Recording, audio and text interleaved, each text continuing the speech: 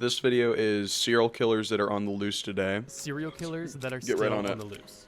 According to the FBI, there could be up to 50 active serial killers in the United States right now. That's literally one serial killer for every... I thought the serial killer count like dropped drastically. Wait, at least let's look it up. How many serial killers are active? Currently estimates just suggested between 25 and 50 actual serial killers. That's terrifying. That's literally one serial killer for every state in the United States.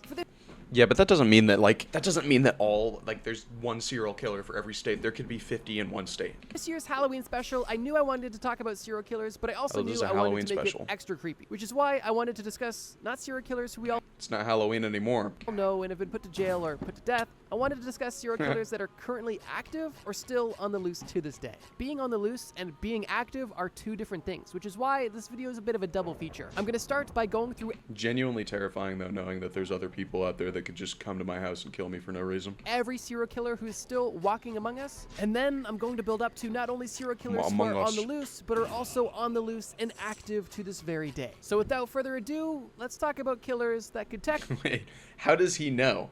Is the thing. How does this guy know that these killers are active right now that people can't find out? The I-70 killer. The year is 1992. You are the manager working at a local shoe store, and you have just began your shift.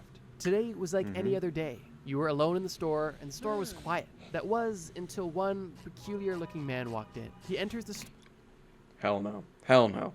Guy look like that frickin' comes up to you, yeah, instantly gonna think he's gonna kill me, or he has a mental disability. Looking directly at you and doesn't say much, although he asks you if you could find something for him in the back. You oblige and walk in the back, only to realize you've been followed. And before you can understand what's going on, you hear the click of a gun and your life flashes. Unfortunately, that is a real story of one of the victims. That's cooked. That's cooked. That's actually terrifying. It's like dying without even knowing you died. Of the I-70 killer. And this victim... You think you'd even notice that you died? You think if he got shot in the back of the head, you'd notice? You think you... Because people have said that the brain still works even after like a couple of seconds. I mean, but you would be getting shot in the brain. That's probably one thing. You wouldn't really have consciousness. It would just be like, boom, you're done. The I-70 killer is named after the I-70 highway because every single one of the murders attributed to him has taken place only a few miles off of the highway. For those unfamiliar, the I-70 highway is one of the longest interstates or highways in the entire United States and runs from Utah to Maryland. That alone is an interesting fact we'll get into later, but more on the killer. And he just killed everyone there? Anyone that's on the road, he's just like, alright, I'm gonna kill you. Himself. It's believed that the I-70 killer was most active from 92. It would hurt probably, yes. If you got shot in the back of the head, it would hurt. Until 94. Although murders as recently as 2001 have also been attributed to him. Very little is known about the I-70 killer, and every murder that is associated with him is because of the extremely consistent methodology this man used. Almost every victim of the I-70 killer follows the same criteria. The victim was a woman working alone in a retail location only a few miles off the I-70 highway and was nearly clinically executed with a 22mm bullet to the back of the head. Now, interestingly, all of the murders... Jeez. On some freaking no man land shit. On what is that movie? What is that movie called? Country with No Land or some shit. No Country for Old Men. Now, interestingly, all of the murders attributed to the I-70 killer showed little to no signs of assault or robbery after the murder took place, meaning that this killer likely killed simply for the satisfaction of killing, which is just more evidence in case you were convinced that this person was twisted already. Now, it's important to note that there are a few murders from the I-70 killer that are a bit unorthodox, specifically a few murders that involved male victims, as well as a situation where two people were murdered at the same time, which was the first and only time that happened, and it's theorized by authorities that the I-70 killer believed one of the employees was alone, when in reality the employee and store owner were both present at the location, and the I-70 killer decided to kill both of these people. As of today, there's believed to be anywhere from 6 to over 9 killings attributed to the I-70 killer. And interestingly, with these murders taking place relatively recently, and the sheer volume of murders that took place, there is quite a bit of evidence and information taking place. But interestingly, even with technology that existed at the time, which was only the early 90s, and the technology that exists today, which is way more advanced, there is still absolutely absolutely no clue as to who the I-70 killer could be, and all we have are a few artist depictions based off of a few eyewitness accounts. My mind is still a bit blown that with over 6 active crime scenes that have all been extremely consistent in a relatively modern time period, we still have no real information, and it doesn't look like we're ever going to get any. So this guy's still on the loose? Serial killers that are on the loose today. This guy's still on the loose. That's And for terrifying. people who claim to have seen the I-70 killer, they said that they saw a skinny white man, roughly 5'7" to 5'9", in their 20s to 30s at the time. Authorities across the United States are still actively searching for the true identity of the I-70 killer to finally bring him to justice. And today, investigators believe that the I-70 killer is likely between the ages of 52 and 70, meaning that it's extremely likely that he's still alive and roaming the streets today. Although it's believed that he's either retired from killing or simply changed his methods so his new murders cannot be attributed to his now infamous persona. The I-70 killer wasn't the only killer of this kind. There's also an I-70 strangler and an I-65 killer, but even those aren't all of them. And in a press release, the FBI has even stated explicitly that a disproportionate amount of murderers and serial killers have been truck drivers, simply because their lifestyle is so conducive for serial killing. They're consistently traveling city to city, they're hanging out in locations that are relatively temporary, rest stops, gas stations, and they always have a reason to be going somewhere. And truck drivers and trucks, for the most part, kind of fly under the radar. Well, that brings me to not go to gas stations anymore. I don't like going to... regards to the ice... Because that's where they're going. They're always going to the quick trips, the frickin' Casey's. They're getting their frickin'... But they do believe that he was either a truck driver, a drifter, or somebody who traveled on I-70 frequently for work. So I guess all I can say is, if you're traveling on I-70 and see a man who looks something like this, keep your distance. The Eastbound Strangler. The year is 2006. You and your dog are staying in a cheap motel. Hey, that was the year I was born. 2006? Outside of Atlantic City because you've fallen on pretty hard times. And you decide to go out for your daily walk. You walk your dog on the usual route around the motel when you notice that your dog is particularly inquisitive about something behind the motel. He keeps trying to draw you down to this drainage ditch, and while you're unwilling to go down there, you figure something suspicious is going on. You get back to your room and inform police, and after they arrive, they knock on your door and tell you that what you called them about was extremely concerning, and what was found in that drainage ditch was extremely disturbing. Inside that drainage ditch laid 4 dead women. All of the women that were found in this ditch were identified as sex workers in the area. And all of these women were laid extremely methodically. These women were all face down in the drainage ditch, roughly 6 feet apart from each other. All of their heads were pointed eastbound, and all of them were fully clothed That makes 666. except for having their socks and shoes removed. That's and terrifying. all of them were strangled to death. The way that these women were killed and the way that their bodies were found is of course where the relatively twisted name of Eastbound Strangler came from. Now, basically everything I've just told you is almost everything that's currently known about the Eastbound Strangler. And unfortunately, that kind of just comes with the territory when you're talking about serial killers that are still on the loose. They're on the loose for a reason, and that's because not much is known, or at least not enough to find them, let alone convict them. And unfortunately, I mean, I feel like in 2025, there's no way you're going to get away with murder. We've got cameras. We've got so much stuff.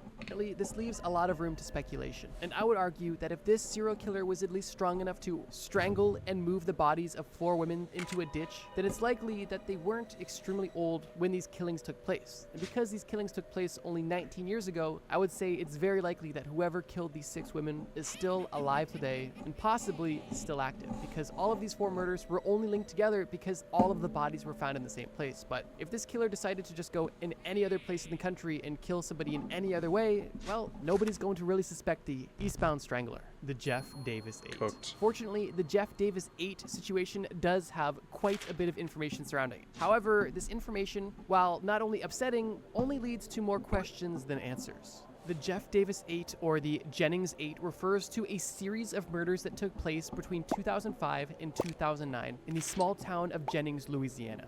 All 8 of the Jeff Davis 8 victims were women. But more interestingly than that, they were also connected to each other. Not only did they all live in similar circumstances of being young women struggling with poverty, drug use, and prostitution, but they also literally knew each other. Several of the victims in this case were also police informants, and some of these informants even ratted on each other to the same police station. And police station is something we'll discuss just in a sec. All 8 of these women were killed in similar ways and dumped in similar locations, with the murder methods used being strangulation, suffocation, or drowning. and the areas these bodies were dumped were either in swamps or canals in remote areas outside of Jennings. Now, it's reported that when these bodies were found, it's shown that there was an active attempt to have these bodies unidentifiable once found. And it's also suggested that whoever placed these bodies in these extremely remote locations was very familiar with the local terrain due to how specific these locations were and also how hard they were to get to. Off the bat, this case sounds like any of our other cases. Sure, a group of women unfortunately were killed and went missing because they lived in unfortunate situations and were vulnerable to psychopaths that were looking to kill innocent people. But once you look deeper into this case, you realize that while there very likely could have been a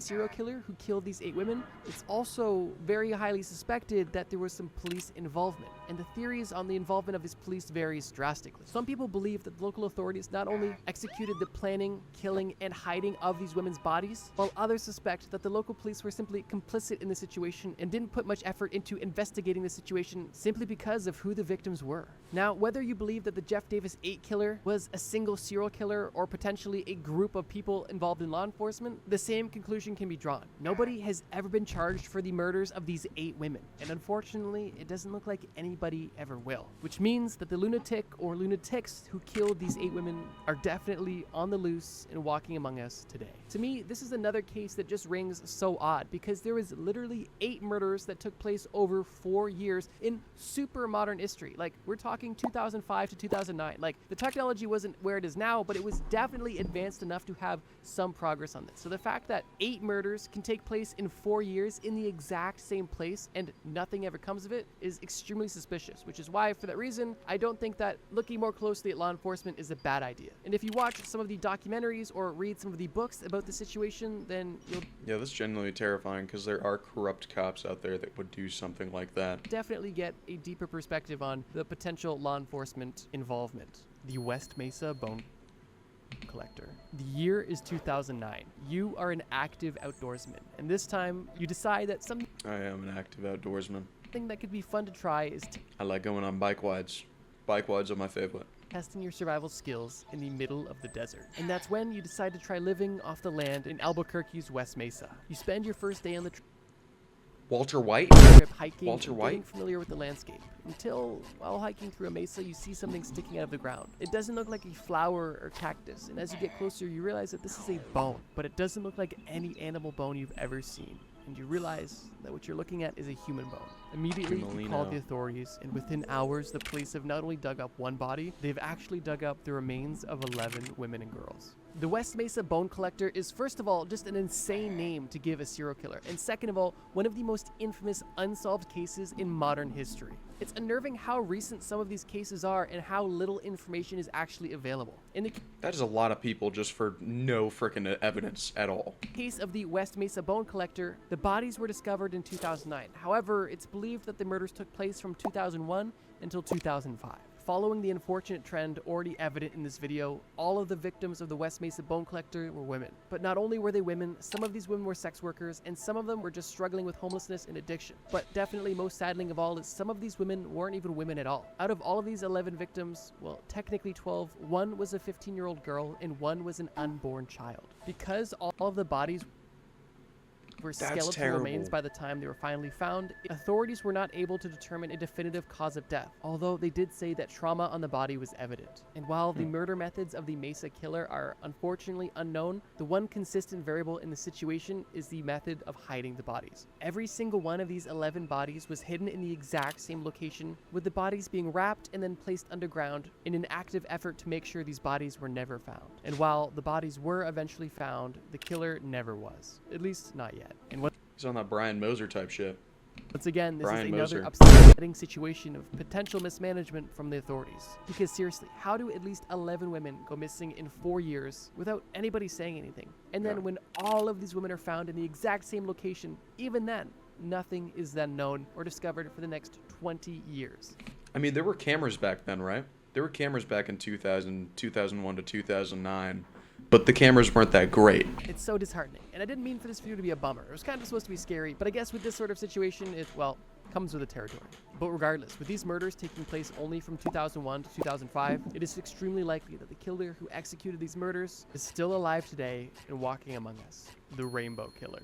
The Rainbow Killer is the first killer we're discussing that is not from the United States. Although the serial killer does still have a stereotypical insane serial killer nickname. And the Rainbow Killer got his nickname because he was targeting and assassinating gay men in Brazil. Whoever is giving these serial killers names seriously needs to chill. But back on a serious note, the murders executed by the Rainbow Killer took place between 2007 I'll watch the video after this. and 2008. And during this time, it's believed that the Rainbow Killer killed at least 13 gay men, all between the ages of 20 and 40, and all of them being shot in the head. Like some of the other cases in this video, Why?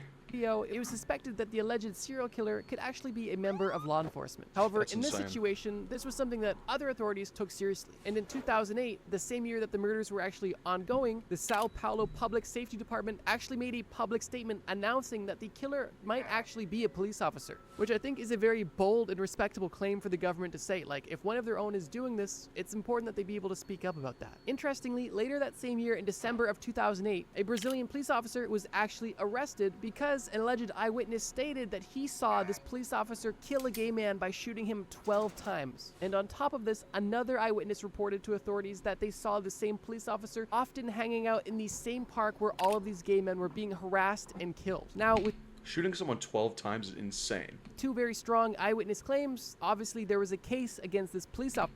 Already, don't say W killer in the chat. We're talking about a guy that killed 13 people, and you're saying W Rainbow Killer? Saying W Rainbow Killer?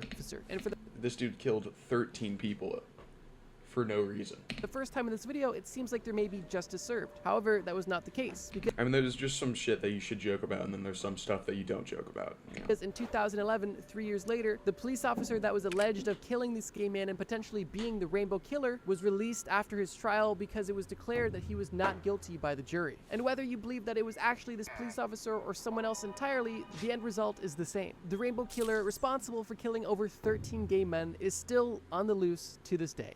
The vending machine murders. The year is 1985, and you are excited because you are on your first trip to Japan. You told yourself that on this trip, you're going to live like the locals, and it was at this point that you decided to get involved into vending machine culture. Luckily, Oh, yeah. vending machines are something that are not hard to find in I really love vending machines, dude. I really love vending machines. I can just go get myself a nice, good cup of joe from a vending machine, gulp that shit down, Japan, and you quickly on your walk are able to find one on the side of the road. get a nice orange creamsicle rain. Oh, that shit's cracking and smacking. You walk up to this vending machine fully intending to buy a drink when you realize that there was actually a perfectly good sealed drink sitting on the top of a vending machine. Knowing That is gonna kill you. We know that. That's gonna kill you. that Japanese culture is so wholesome and giving, you realize that somebody must have bought this just to give away for free, and you decide to receive the gift. This drink was an orange flavored energy drink, and that was something that you were honestly kind of craving at that time. Okay, I probably would take that energy drink. I'm not even kidding. Orange creamsicle rain, bro. Just sitting on the top of a vending machine, not even cracked open. I'm dead. I'm drinking that. I don't care. After drinking the drink and going on with your day, you realize that you don't really feel too good. You go home feeling sick, trying to sleep it off, but when you get into your bed to take a nap, you never woke up. The story I just told is based off of the reality of 13 people in Japan. From April to Dang. November in 1985, 13 people were murdered and 35 people got seriously sick because they drank poisoned drinks left on the top of vending machines. Now, if you're asking yourself, who's just drinking drinks left on the top of vending machines? Well, a lot of people actually, and that's because this drink at the time was having low sales. And because these drinks were having low sales, they were offering buy one, get one free promotions in certain vending machines. So it wasn't necessarily uncommon to find the extra bottle left on top as a gift on top of the vending machine. And because That's odd. That's odd. Using these weird tactics, orange energy drink to kill people, but people still, knew that this promotion was going on and they had seen I probably would have drank it. in other places this drink was left on top, it wasn't unheard of to take this drink or potentially even leave this drink for someone else. But unfortunately, this fun gesture of paying it forward was severely abused by one or potentially multiple twisted individuals when they decided to leave laced drinks with paraquat on top of vending machines. Paraquat was a very popular herbicide, and while it was a popular herbicide, it also wasn't a stranger to deaths, as in the previous year of 1984, over 1,300 people took their own life by ingesting this toxic substance. The ways in which these victims That's awful. died varied pretty significantly, with some victims dying within hours of drinking the poisoned beverage, with others What they mean to Did they mean to drink the paraquat? dying after 6 weeks of excruciating pain. The Japanese police never received or discovered any leads associated with this string. Okay, you don't just go, I don't know where he went. I don't know where he went. The killer's on the loose. I don't know where he went. you gotta do something about it. You gotta put some cameras facing the vending machine so you can see someone put this drink on the top, and then whenever the drink's on the top, you don't let anyone take it. You crack that bad boy open, take a little syringe that John, put it on your lab table, test it for paraquat, and if it has paraquat in it, arrest that man. I don't know where he went. We're just gonna keep on letting him do it. Of murders. However, they believe that this string of poisonings was all executed by a single person. There was never any video evidence of this individual, and there was no physical evidence. And the only true response to this entire situation was nationwide prevention campaigns to further prevent poisonings with other products in Japan. However, those didn't stop future poisonings, because in 1998 and even in 2019, there was other reported cases of intentional poisonings via a beverage, with some of those also using the same toxic agent, paraquat. This situation is Put cameras on the vending machines and you won't have this problem. just super disturbing, but in a different way to the other murders, because there was no in-person violence, there was no motive, there was no specific target, there was no trend. He didn't know or care if he was poisoning women, children, elderly people, pregnant women. They just wanted to kill people, and unfortunately, they did exactly that and got away with it. Considering these awful. murders took place in 1985, there is a chance that whoever executed these murders could be dead by now, potentially by natural causes or other. However, I would say that it's also likely that whoever did this is still roaming the streets of Japan today, and unfortunately, still Could be. a free individual. Just to Oh, chat, don't take some random drinks off of the vending machine, especially if it's a nice, juicy orange creamsicle rain. I really want one right now. give you some If context it's free, about don't how take it. little information there really is in all of these unsolved cases. The numbers that I gave you about how many people were sick and died only came out in 2012, meaning that from 1985 until 2011, not much was known about how many people died during this stint of poisonings or how many people were injured at all. And it's for this reason that a lot of the serial killers that are still on the loose are from at least over a decade ago, because it takes so much time to gather small scraps of information that are available and connect the dots. But the reality is, with these situations, these people are on the loose because information was not available or was simply not put to good use. The Danilovsky Maniac. Maintaining our now international theme, we next have a serial killer from Russia. The Danilovsky Maniac is a serial killer who committed Okay, drink a Coca-Cola bottle that I found in a bathroom. Did it taste like Coca-Cola?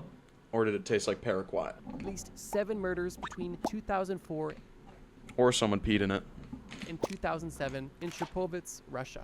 This killer is known as the Danilovsky Maniac because 3 of the murders he committed took place in an abandoned construction site on Danilovsky Street. Like every other depraved individual on this list, this killer targeted women. He would assault them, kill them, and then hide their bodies in construction sites across the city. And multiple of his victims were girls under Why do people do that? Why do people... I don't understand this. They just kill people and throw them in random places for no construction reason. sites across the city, and multiple of his victims were girls under the age of 18. The Danilovsky Maniac is believed to be active as early as 1999 and as late as 2010. And with nearly 11 years of crime, 7 confirmed killings and 14 possible killings, there was quite a bit of information being processed by the police. However, nobody was ever caught. But this wasn't due to a lack of effort. In 2008 alone, over 200 people were interviewed to see if they knew anything or potentially were the murderer, and the police were even offering up to 500,000 rubles for any information. However, this reward has still gone unclaimed. One disturbing trait that was common for the Danilovsky Maniac was that he would leave crude drawings at the scene of each murder to essentially taunt police. These drawings were graphic in nature and extremely upsetting considering the context. As of 2024, authorities have not publicly named any suspects in this case. Disgusting. And all of the cases associated with the serial killer are unfortunately unsolved. The only information that the authorities are able to give publicly is that they believe that the serial killer is likely alive and potentially between the ages of 58 and 73, and may have bald spots in their hair. And if that description sounds extremely vague to you, well, that's because it is. I feel like at least 40% of Russia's population fits that description, so it's not very helpful. Although, even this minuscule amount of information is better than the no information available in some of the other cases we've discussed on this list. It's no secret that we've discussed some seriously sick and twisted individuals so far on this list. However, we're not done yet, because like I mentioned, we're going to end the video with serial killers that are on the loose and active to this very day with confirmed kills within the last few years or potentially even more recently. And if you thought there was limited information about the serial killers we've discussed so far, well, buckle up, because all of the active serial killers we're about to discuss have almost nothing known about them, and that's, like I mentioned, part of the nature. One thing that I've learned from making serial killer videos and kind of researching serial killers in general is that serial killers are more or less of a retrospective game. It typically takes many years after the fact for authorities to be able to piece things together and put together a proper timeline of exactly what happened and connect all of the dots that tie a single killer to all of the different victims. Now, with that being said, that doesn't mean that there's nothing for us to discuss. There's just not many examples and they're relatively vague, which is why I'm going to do a bit of a speed run, and the speed run is about to get crazy, but not as crazy as how many of you aren't actually subscribed. So if you do enjoy these videos and like my cute pumpkin outfit, then consider being a bro and subscribing. We're getting so close to 1 million Heck yeah. subscribers. But okay, let's go through this speed round of serial killers that are active right now. We're starting in Mexico, and it's not necessarily one individual, it's actually a place. And this place is known as the Highway of Death. It's basically a 136-mile stretch of a federal highway that since 2022 has seen the death of at least 71 individuals who have been provably murdered. Beyond these 71 proven murders on this highway, there's believed to be over 200 potential murders that have taken place on this highway since 2020, and the number is still only going up. It's not necessarily believed that only one serial killer is responsible for all these murders, and authorities believe that this is most likely the work of cartels. But they have explicitly said that they are not writing off lone criminals to also be responsible for some of the murders that have taken place on this highway. Meaning that if anything, this stretch of highway is not home to just one serial killer, but multiple. 18 different individuals who were attacked on the highway and survived all claimed that they were abducted by armed men and tortured before being released or escaping. And while no motivation is given beyond that, it further adds to the theory that cartel intervention is happening. Although if the cartels are doing this, begs the question of what is their motivation? Just because somebody's a member of the cartel, that doesn't mean that they're not a rogue serial killer on their off time. Another ongoing situation that's taking place not in Mexico, but in Canada is known as the Highway of Tears. On the now infamous Highway 16 in Canada, from 1970 up until the modern day, like... I feel like people feel like there's no killers on the loose today, or like there's no active killers on the loose today, but I feel like it's just like they're just getting better at it. They're just somehow getting better at it. I feel like a lot of the people are just like, there's just no more anymore, but they could just be getting better at it, and there's no evidence on them at all. Right now, over 80 women and girls, primarily indigenous women and girls, have been... In order to get away with murder right now, you'd have to be like Dexter. You'd have to be like a forensic genius or something.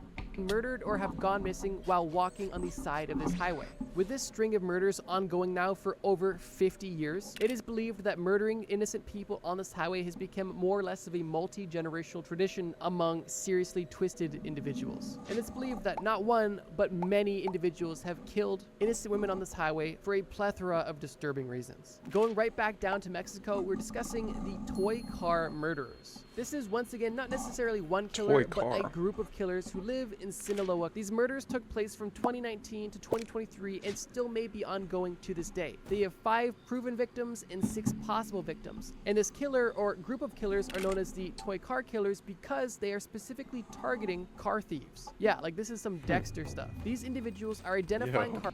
That is Dexter type stuff. That's exactly what I just said. Car thieves, shooting them in the head, leaving them for dead, and Dexter? He's got motive, Dexter. Leaving toy cars on their body as a calling card. Authorities believe that this is some form of vigilante justice, and the actions are being taken out by either one person or a group of organized people, all with the same hatred of car thieves. Having a serial killing calling card in 2023 is some seriously diabolical stuff. And don't get me wrong, stealing somebody's car is really messed up. But if you're going to create an organized crime murder vigilante justice group, I feel like there are probably other crimes you could go after rather than car thieves, but that's just my 2 cents. Not advocating for vigilante justice or murder, but I'm just saying, like, I feel like there's probably other things you could be more motivated by, but what do I know? Heading over to the States, we have the Little Rock serial stabbings. From 2020 to 2021, there were 3 confirmed fatal stabbings in Little Rock, Arkansas. All 3 of these stabbings were believed to be committed by the same person, and unfortunately, there is absolutely no information about who was stabbing these people and why they were stabbing these people. Authorities are Little Rock. actively investigating the situation, and hopefully justice and answers are brought forward soon. Jumping over to Pakistan, we have the Jankil grave. In 2020, a grave containing the bodies of 4 teenage boys was found. One of these boys was decapitated, one of them was shot, and 2 of them were stoned to death. The only connection between all of these bodies were the fact that they were buried in the same place. But beyond that, nobody knows who killed these boys, why they killed them, or when this even happened. The situation has been going since 2020, and minimal updates have been provided since then. There has been numerous protests in Pakistan demanding justice for these young boys, but unfortunately, answers or justice have not been given yet. And this killer, along with all others, are still at large. Heading It's over to terrifying. Mali, of all places, we have the Fana beheadings, which took place from 2018 to 2022 when 10 confirmed individuals were beheaded in a ritualistic decapitation. Upon investigation, it was confirmed that none of these victims had anything in common, and their heads were eventually found separately, but all of these bodies had their blood drained, which is why it was believed these bodies were used for ritualistic purposes. Since these murders, investigations have been ongoing and updates have been minimal. However, these murders did shock the region of Africa, and the UN has actively inserted themselves in the situation to try to, quote, continue to make sustained efforts to protect civilians. And for the final entry on this entire list, we have a man named Vampire, a Kenyan serial killer who was active from 2022 to 2024, and in that time killed a confirmed Vampire. 42 women. Vampire is a 33-year-old Kenyan man in Nairobi, and after his 42 How many? women. 42? Vampire Dude. is a 33-year-old Kenyan man in Nairobi, and after his 42 woman killing spree from 2022 to 2024, he actually was arrested, but shortly after being arrested, escaped custody and has not been heard from or seen since. It is believed by some in Kenya that the police actively aided in the escape That's of the crazy. serial killer, which is extremely disheartening. He if true. escaped? As we conclude this video, I do just want to make a quick reminder that everything I discussed in this video is real. These are real victims Crazy. with real families and real friends and real lives destroyed and ruined and taken. I try my absolute best to make these videos informative and respectful. Besides that, I want to say thank you guys for enjoying, and I hope you have a safe and fun Halloween if you are watching this on Halloween. Surprisingly, Yo, it this was is my fire. first It's not Halloween right now, but trust me, bro. Trust me, bro. Fire channel. I'm gonna subscribe. So like this video. Yeah, that was a good video. On to the next. Yeah. All right, we'll watch you, Jason.